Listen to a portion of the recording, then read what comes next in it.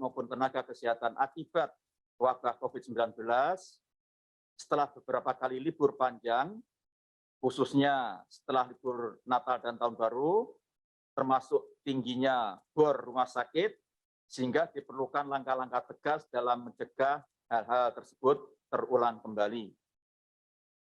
Pemerintah sudah melaksanakan program-program untuk penanganan COVID-19 seperti penerapan PSBB, PPKMM, dan penguatan prokes hingga vaksinasi.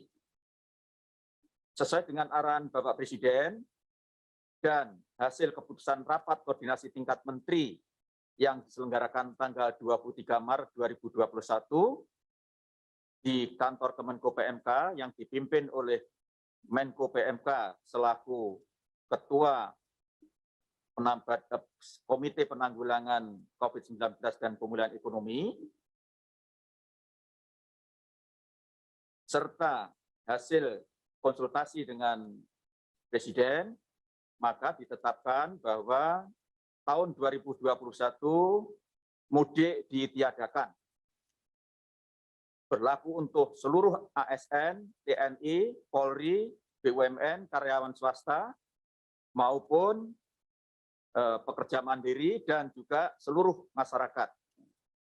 Sehingga upaya vaksinasi yang sedang dilakukan bisa menghasilkan kondisi kesehatan yang semaksimal mungkin sesuai dengan yang diharapkan. Aturan-aturan yang menunjang peniadaan mudik akan diatur oleh kementerian lembaga terkait, termasuk Satgas COVID-19, dan di dalamnya akan diatur mengenai langkah-langkah pengawasannya oleh TNI Polri, Kementerian Perhubungan, Pemda, dan lain-lain. Cuti bersama Idul Fitri tetap satu hari tetap ada, namun tidak boleh ada aktivitas mudik. Keenam, pemberian bansos akan disesuaikan dengan waktunya dan pemberian bantuan khusus untuk Jabodetabek seperti tahun lalu akan ditentukan kemudian. 7, mekanisme pergerakan orang dan barang di masa libur Idul Fitri akan diatur oleh kementerian dan lembaga terkait.